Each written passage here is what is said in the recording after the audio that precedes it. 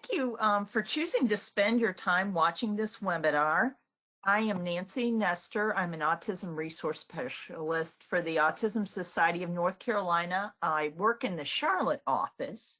I have 22 years experience with autism. My son will be 23 this year, which I cannot believe. And I've met many families and know many children and watched many children grow into adulthood. So that's given me a lot of experience about the wide range that autism covers. I also am a former special education teacher. I have a master's degree in special ed, and I taught day treatment school, self-contained programs for about 15 years. So this is a very important workshop for me because I've experienced both sides of the desk, I guess you could say. I hope this presentation helps you as you move forward in your journey with supporting students or family members with autism spectrum disorder. We are recording this webinar tonight, so if you see some information that you would like to look at again, you should be able to, in the near future, go back online and look at this webinar for free. As I'm doing my presentation tonight, however, if you have questions, there is a chat feature that you can type your question, and at the end, when we're finished, I'll be happy to answer questions for you. The other option is to reach out to me through the Autism Society. My email address is listed on the very last slide. We do have 3 objectives that we're going to cover tonight. I want to help create a better understanding of the parent-teacher perspectives about working with individuals on the autism spectrum, and then help you develop a better appreciation for the other person's point of view or the other position. We're going to talk about strategies that will improve the relationships and work towards better outcome.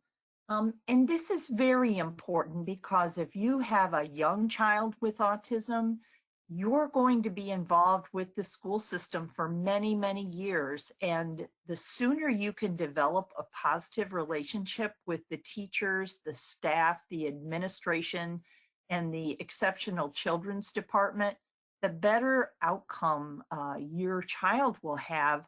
And it's actually going to reduce some of the stress in your life. So I want to talk a little bit also about why this is so important. Over the past several years, the number of people with autism, diagnosed with autism, has gone up dramatically. In fact, in North Carolina, the percentage of students with ASD is increasing faster than the total number of students in North Carolina. And 1 out of 68 people or children nationwide are being diagnosed with some form of autism spectrum disorder. In North Carolina, that number is even greater. It's 1 in 58. Many people move to North Carolina because of their work, get transferred into the state. Other people come here because we do have good programs. And I've known several people who've just moved here just for that reason. If you look at autism nationwide and worldwide, it's five times more prevalent in boys than in girls. We really don't know why. There's some theories about that, but nothing has really been proven. Because the number of students with ASD has increased, school systems have had to increase the amount of training so that they can increase teacher skills in working with students with ASD. And for teachers that are in that regular education position, the population increase has caused a huge need for knowledge about strategies. I know in the past, about the time that I was leaving teaching, and even for several years after that, many folks that were going into teaching in regular education never thought that they would ever have to work with a child with special ed. So that for them to have a special education child come into their class, or a child with autism, that for them it's just sometimes a little overwhelming. They really were not prepared, or never thought they had to work with our children. And this has on the parent's perspective. In fact, just getting a diagnosis has an impact on your life. The day-to-day life changes. Before, you may have had dreams of what your child might become, and now those dreams change. Day-to-day life, I know with my son especially, our life revolved around going to get different therapies. We went for speech therapy. We went for occupational therapy. And these therapies quite often would happen every single day. And my son might have one free day after school where he wasn't going to therapy. Our priorities changed. We began thinking a whole lot more about what we could do to help our son increase his functional skills, and a whole lot less about things like family vacations, or maybe things for the house, or improving our landscaping. Our focus really changed. We spent our time looking at what we could do to help our child. Relationships changed as well. Fortunately for my family, my husband and I became a lot closer. Our relationship got a lot stronger. But in looking at our friendships with folks that we knew in the past, some of those relationships kind of dwindled because many people didn't understand how autism impacts a life, how it changes your view, things that you might have been able to do before you're no longer able to do. But the good thing is we met more people and made different friends in the special needs community and in the autism community. So relationships changed that way. Many folks, the way they think of themselves and their children change. For a lot of families, there's a greater sense of responsibility, and they're being able to care for their child, keep their child safe, help their child develop is the most important thing in their life. In fact, most parents experience, their experiences can be explained by the grief cycle, moving from denial to anger to bargaining, and then finally to exception. So when we think about parents, we redefine success. And if you look at a parent's emotional response, you'll see that they experience a wide range of emotions after the initial diagnosis, but also during times of change, either when their child regresses or if there's a time of transition. And I want those of you who are parents to know that any of these feelings are normal. Everyone goes through the grief cycle. It's just part of getting to the place of feeling where you can accept what is happening in your life and moving forward. If you find yourself being overwhelmed by your child's autism, then please reach out to your medical doctor for help. They can refer you to a grief counselor that can help you work through things. They also might be able to provide you some medication if you're feeling very anxious. Programs like Teach and the Autism Society with support chapters and Autism Resource Specialists like myself can provide a lot of supports. And then the Autism Society has a lot of online supports as well, so that you can get support as you need it. So let's think about the impact that autism has on a parent's physical. Many of our children don't sleep at night, so parents can go quite often years on end without enough sleep, and it leaves them physically exhausted. There are many relentless demands, and parents don't have time to relax and take care of themselves. When our children are little, especially, many parents feel like they're always on alert and they're afraid to blink because they know that autism can happen at any time, and sometimes the impact or effect can be very dangerous for their child. There are a lot of cumulative effects of stress that can happen for parents, and we know that chronic stress can lead to a health condition, and if you have an underlying health condition, it can cause it to be much worse. So for parents, the experience that they've had with school personnel in the past can color their attitude towards their child's current situation.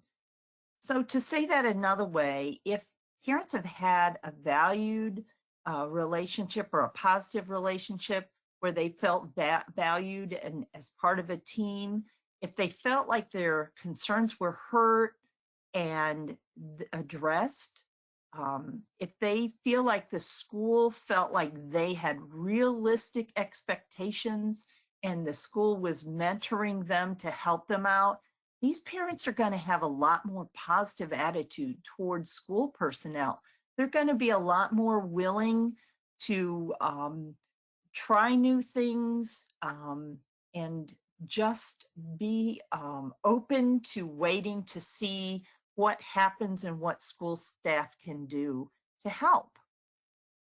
On the reverse side, if the parents had a negative history before, if they felt like the school thought they were just chasing a diagnosis, if school staff just minimized their concerns or ignored them, perhaps the school staff felt like parents had unrealistic expectations, or they excluded parents from decision making, then these parents are going to have a negative feeling about school staff and likely to be more impatient, have a difficult time seeing any good that is happening.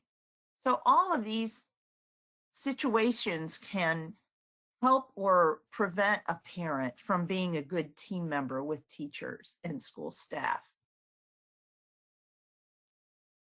Have many roles, and all of these roles can cause a parent to feel a little overwhelmed, and sometimes it helps.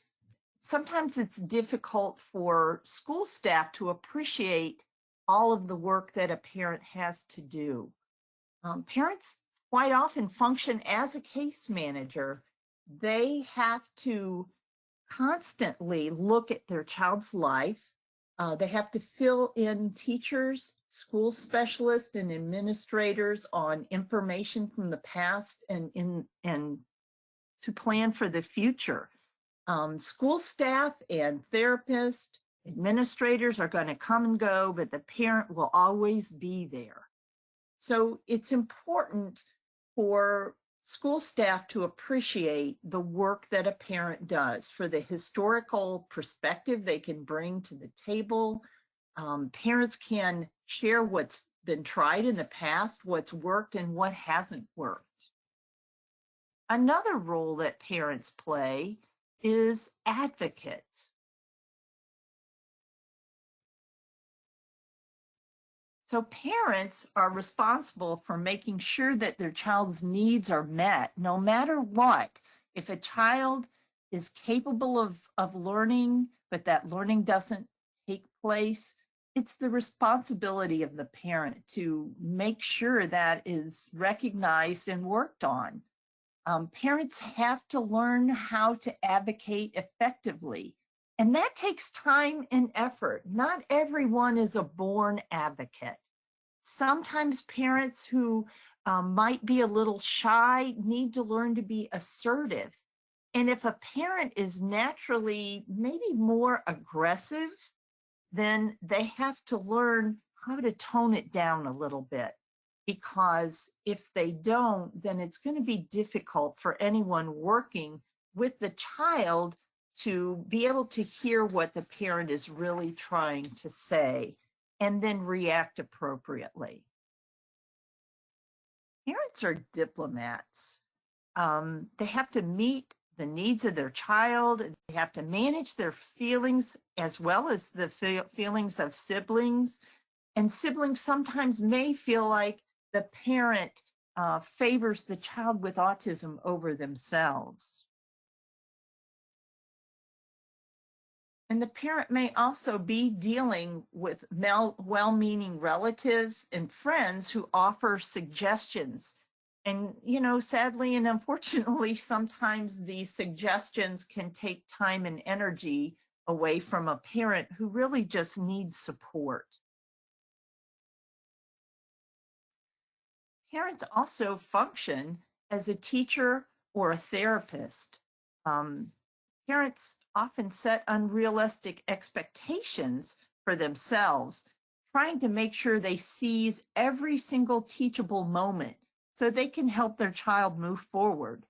And teachers sometimes expect parents to be teachers at home, sending home an unreasonable amount of homework or unfinished work.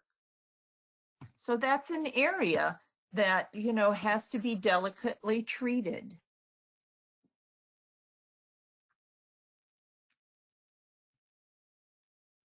Parents have to be a politician. They really have to understand their civil rights and their child's civil rights. They have to understand how to advocate if the system in the school is not working.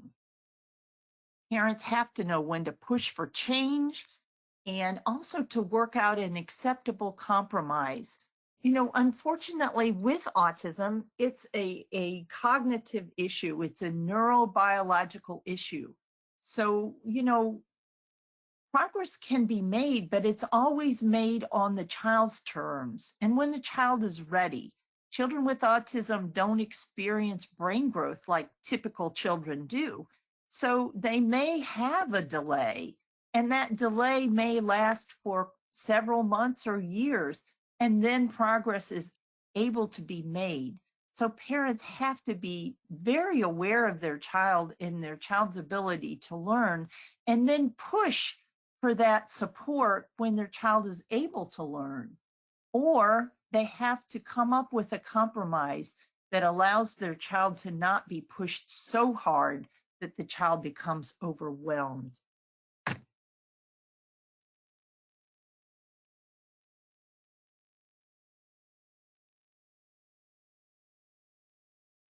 And parents are just parents. They're moms and dads. They have to juggle all these important roles. They have to figure out what comes first and sometimes what comes last. So many times a parent has to become a person that maybe they're not accustomed to being. A parent who is serious may have to become more playful in order to help themselves and to help their child. And sometimes it's hard for a parent to move into a role that's different than the way they're feeling. Over time, parents have to learn to be good at all of these skills. Let's talk about the professional's perspective on things.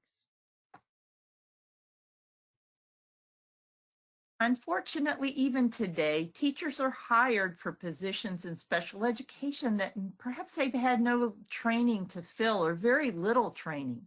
There's often a shortage of special education teachers, and only recently, colleges have developed robust programs to prepare teachers to work with children with autism.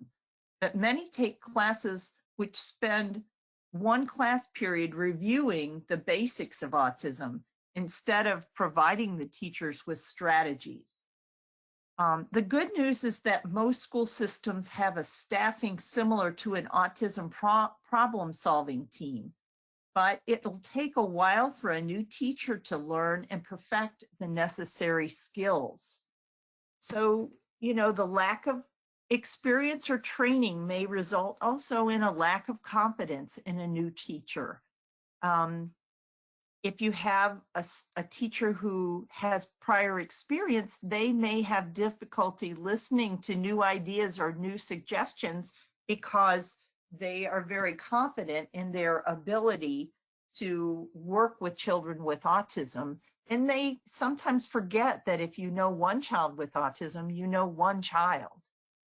Veteran teachers may be very tired, they may be underappreciated and feel burnout, and having to stretch one more time to be able to work with a child on the spectrum may be difficult for them. So look at the parents, the professionals' perspective. Do they have a history with parents? And then was it a positive history? If so, the results may be optimism and high expectation and confidence. They may be feeling like they can work with the situation. Or was it negative? If the teacher and the staff have a negative experience with parents of children with autism in the past, they may be filled with pessimism, they may be defensive, and they may be poor communicators. The important thing is for parents to remember that teachers are human too, and they can be impacted by the parent who came before you. So if a teacher is defensive or if a teacher is aloof, it may be because they had a bad experience before they dealt with you and your child. So you will have the task of giving them confidence, of helping them understand that you support them and that you're willing to help them learn how to do a better job with your child. Other professional pressures occur as well. Today, teachers have lots of documentation they have. Teachers who work in self-contained autism classes and in resource settings have to take data on a daily basis. They have to track behavior, as well as tracking academic success and failures. They are required to do testing that wasn't required a few years back. If there are teachers who have to teach regular education, they have to attend to the needs of the entire class, not just those with special education IEPs or 504s. The increase in number doesn't always necessarily increase funding. So sometimes teachers do have to do more with less. Some teachers are fortunate enough to have an administrator with a special education background, and they enjoy the support of a principal who's been in their shoes. But this is not true always. Sometimes teachers want a lot for their children and for their classes and individual students, but they're told no by an administrator who doesn't understand. And teachers are human just like us. They have demands from home and they have economic demands as well.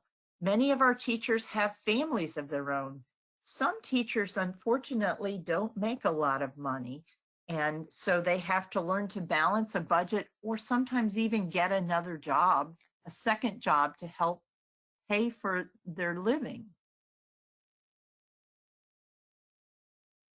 Teachers sometimes have limitations, and we talked about this a minute ago. Sometimes they're limited by administrators, and also they're required, if they need to get high cost items, such as an extra aid or therapies or specialized technology, there may not be funding for that. Teachers are humans, and sometimes working with our children are difficult. They can't perform miracles. Our children learn at the pace that they learn. We don't have control of that. So we can't expect a teacher to have control of that either. Their time and their resources and energy are not unlimited, and they have to be responsible for everyone's child, not just your child. they have to be responsible to every child in their class. So there's only so much time and resources in a day. They really oftentimes struggle to maintain the balance between the demands of work and home. So you have to realize that in their job, they can't please everyone all of the time. And for some teachers as well, they have to be careful about how they express themselves because they want to keep their job.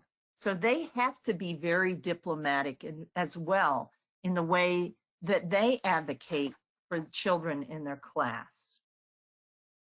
So in the words of a teacher, the best parents are the ones that appreciated what I did to help their child, and they believed in me and my work.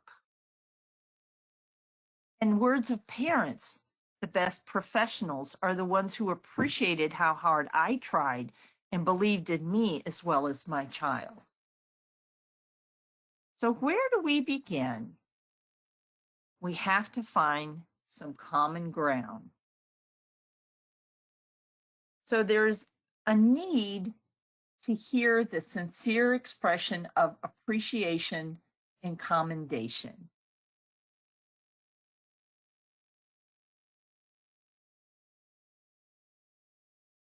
So in their own words, the teacher says, the best parents were the ones who supported my methods and strategies for working with their child.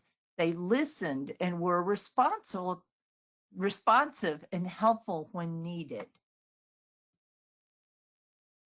In their own words, parents say, the best professionals were the ones that listened and were willing to think outside the box.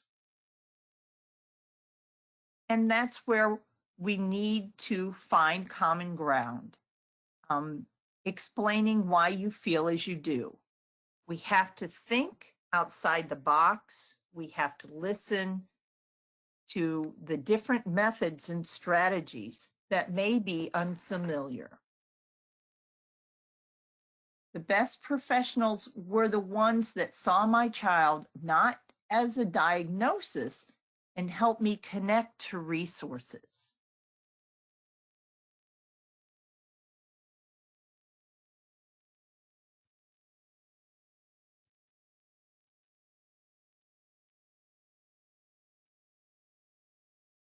So we need to work together.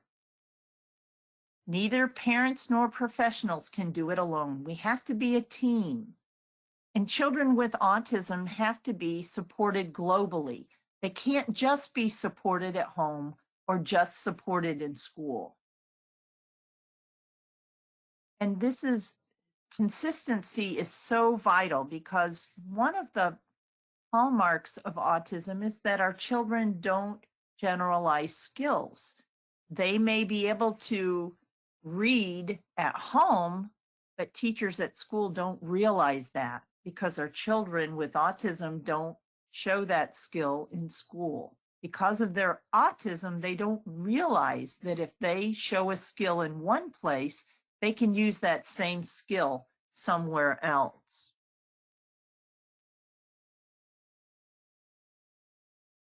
And so that's why we have to brainstorm together and share together. If your child is showing a skill at home that they are not able to do at school, I tell parents quite often, take a video of them doing their math at home if that's the skill at school they're not able to do. Whatever it is that you know they can do at home, but the IEP says they lack, take a video and show the teacher. You know, it's quite often that our children with autism do this sort of behavior. They just don't realize that if they can use a skill at home, that they can also use it at school. Same thing is true. Quite often we may have children who at home are very picky eaters or won't feed themselves, but at school they do feed themselves.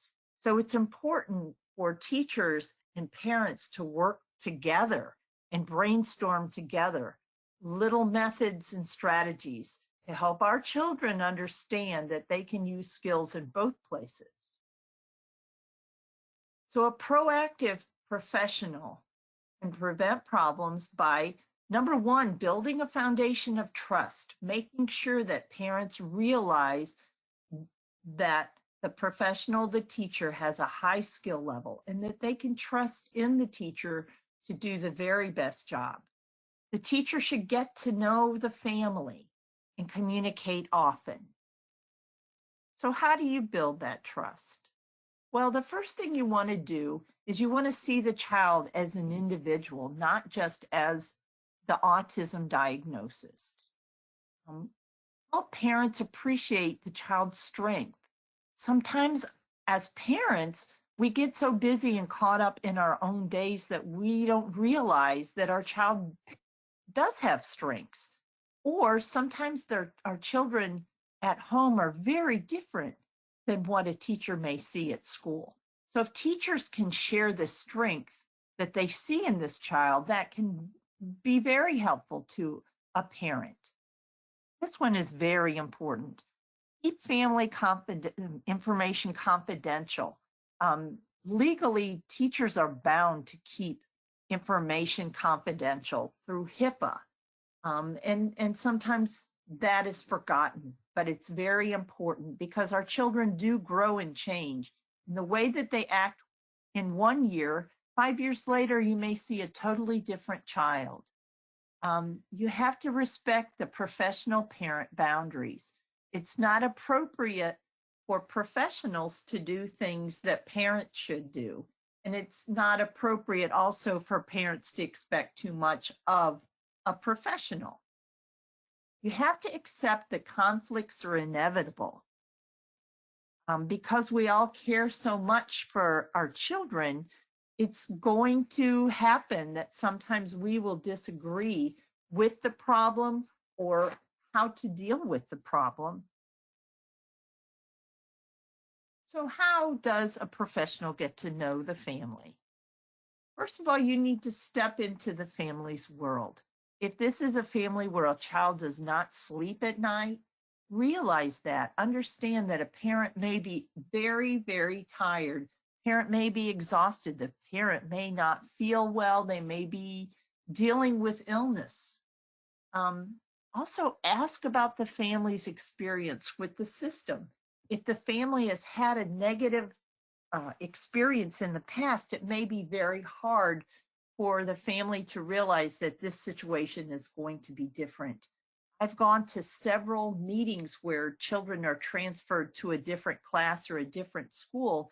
And, you know, it's always helpful if a parent shares a negative experience when the teacher says to them, this is a different class. I am a different teacher. I have worked with children like your child, and I am going to work with you to make sure that this is a positive experience. If teachers can put a family's behavior in context, it is very helpful. If a parent comes in or family comes in feeling very overwhelmed or negative, if the teacher can just look at the situation through the family's eyes, then it's helpful because they can give the parent time and some grace to have a change in behavior and see things differently. So use that information that you learn to prevent problems and set goals. If a family needs lots of communication and they were not getting communication from a prior teacher, it's important that the new teacher set up ways to have good, consistent communication that's clear so that the family gets information that they need. It's also helpful anytime a school can connect family with resources. This is a very challenging situation that parents are facing, and this is a situation that will impact them the rest of their lives. So if families can get information from teachers, like how to get services from the state through the managed care organization in the area, or how to find recreation opportunities in the area, even simple things like how how to prepare for the next transition to middle school or high school or life after school. These are very important resources for parents, and it really helps them have some peace of mind.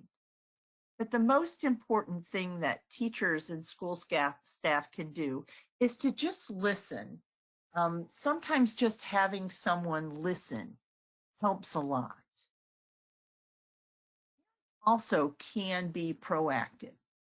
If they can work on having good communication and involvement, that's very helpful. So let's talk about some of these. How to establish and maintain good communication. If you let professionals know that there are problems at home which can bring about changes in school, it's very important. And sometimes with our children with autism, the problems at home are as simple as he lost his toy or his iPad broke. Things like this create big problems for our children, and it can impact their day. So if there are things that are happening at home that are going to impact the day, please let the teacher know so she can know what to expect. Believe in your child's teacher.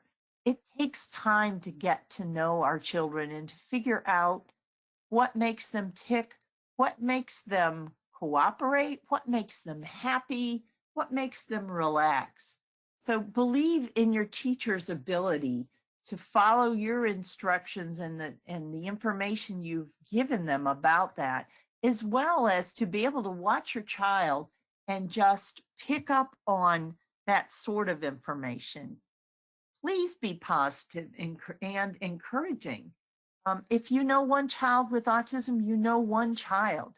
If this is a teacher who's worked with children before with autism, they may have a lot of skills, but they're still going to have to learn how to work with your child. If there are issues, you need to follow the chain of command. And the chain of command starts with your child's teacher. So don't go to the principal and talk to the principal or the EC director or the case manager until you've talked to the child's teacher first. Sometimes teachers are attuned to a problem and are trying a strategy that may not be working, but they do have to try it for a period of time and collect data before they can make changes. So sometimes it looks like they're not aware of a problem when really they may be.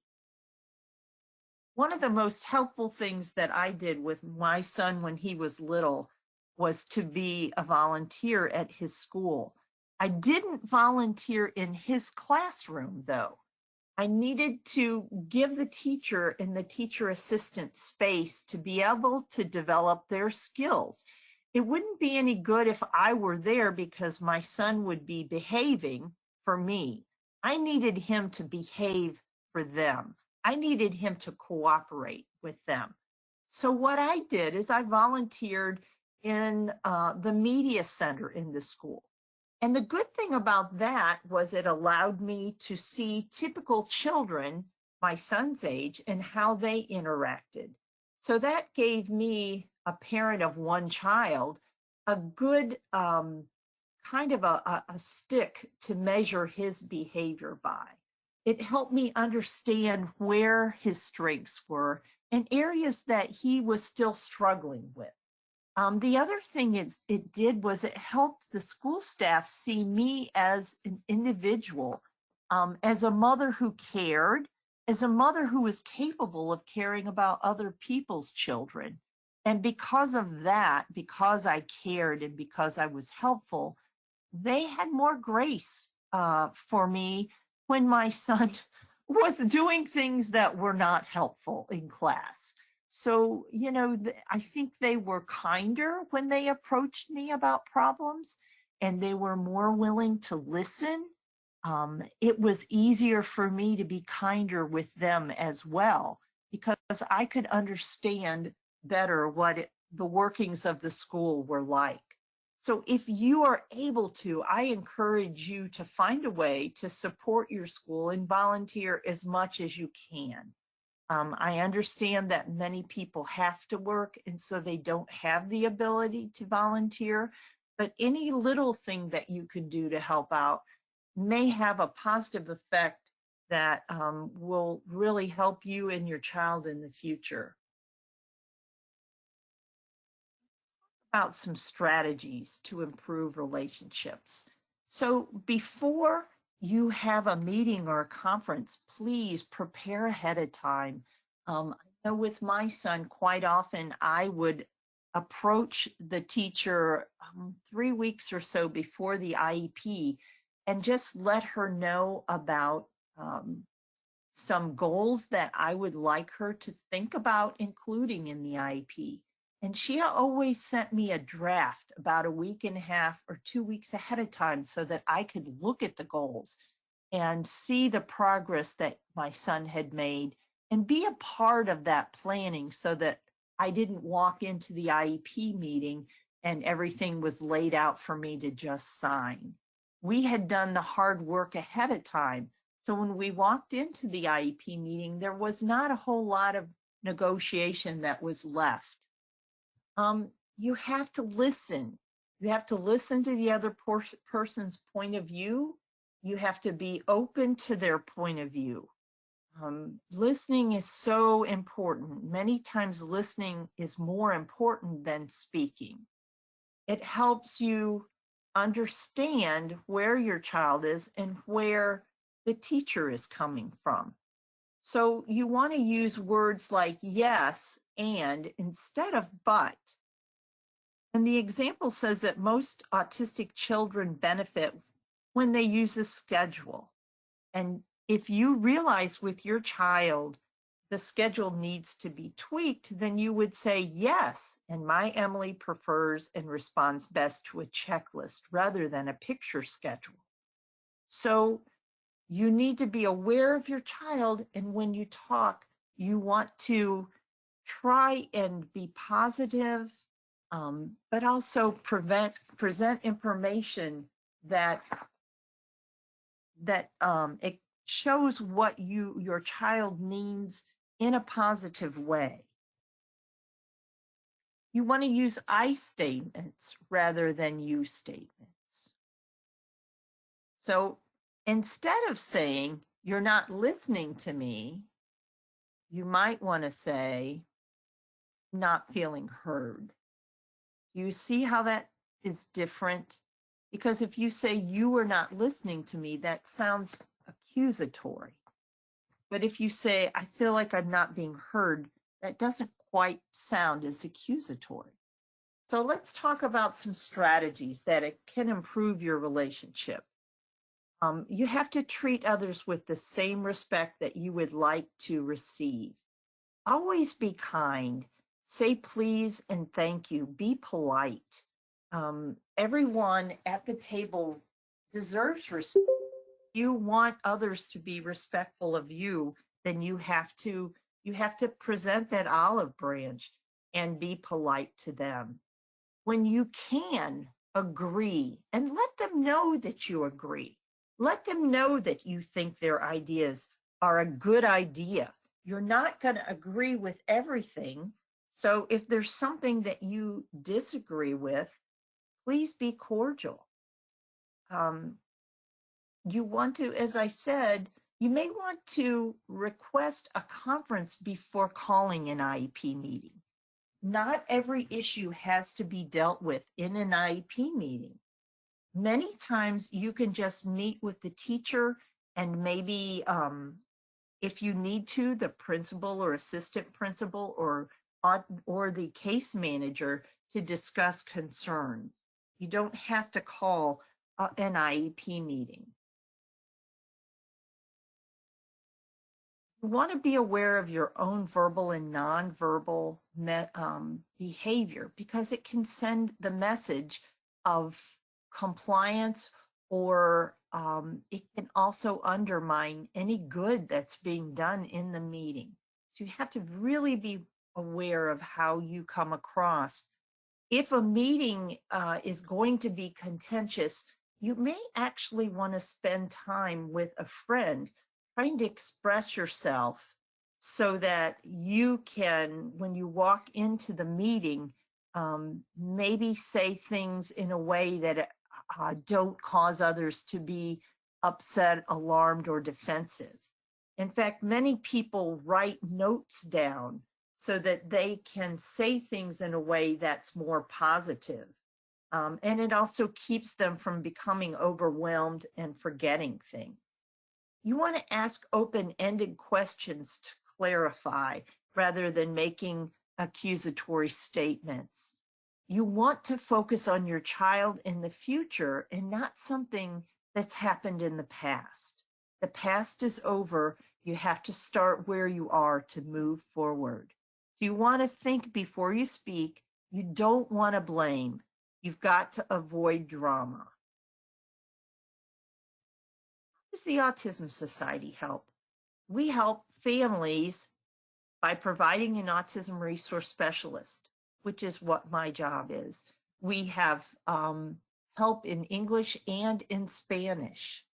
We have a state conference every year that parents can come and professionals can come and learn more about autism, methods and strategies at work, and things that they can do to help their child.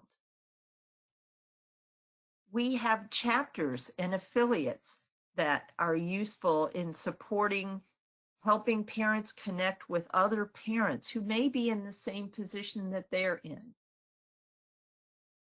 We have a national campaign and we have legislative representation. Unfortunately, sometimes budget cuts come up or laws come up that are not helpful for folks with IDD and autism. So we have legal representation in our state legislature to help make sure the laws that are passed support families. How else do we help? We also act as a liaison between parents and school staff. So if there's a stressful situation in school, we can come with parents and try to diffuse the situation. The way we do that is that we help parents understand policies and the process of special education. Parents are not special education teachers, and so quite often, IEPs and evaluations have information in them that's difficult to understand unless you have a special education degree. So I say a lot of times to parents and to school staff when I come to meetings that my job is to be a translator. I translate for parents what to expect, what is the process, what is being done that's correct. And if things are not being done correctly, I also help parents by showing them places they can go to get help, be it through the local special education director or through the State Department of Public Instruction. We also help in goal writing, presenting options for achieving educational goals that are appropriate for the child. So at the Autism Society, we meet with parents, we conduct workshops like this one. We encourage parents in ways to communicate that are a lot more helpful. We try to share lessons through learned experience. All of us at the Autism Society as Autism Resource Specialists are parents of children with autism. And our children either are in school or have been in school. And we have learned from our mistakes as well as mistakes that other people have made. So we can help parents guide through the journey of education and help them avoid some pitfalls by suggesting reasonable compromises. We try to help parents learn a better way to collaborate with schools, because effective collaboration brings success. Here are some resources that you may find to be helpful. The Autism Society does have lots of pre-recorded webinars. We have a toolkit online if you go to our website. We have blogs that appear on our website, usually at least 2 or 3 a month. We have social narratives you can go on our website and find that will help you navigate public situations. And we have a magazine, The Spectrum, which comes out. The Autism Society also has Facebook pages for the Autism Society as a state organization, and many local chapters have their own Facebook page. So this helps parents reach out and connect with other parents who may be facing the same situation. You can also go to the Autism Society of America website. They have many, many resources as well. And then the North Carolina Department of Public Instruction is very helpful. If you have a child that is mainstreamed and spends part of their time in regular education classes, you can go to the DPI website and you can download information that tells you what your child should be learning at every single grade. So you can work with the special education teachers to keep your child as closely as possible to grade level. Another great resource is Rights Law. They do presentations helping parents understand what their legal rights are, helping parents prepare for any conflict that may occur, and coaching parents through situations, especially if it may include legal recourse. So that's the end of my slideshow.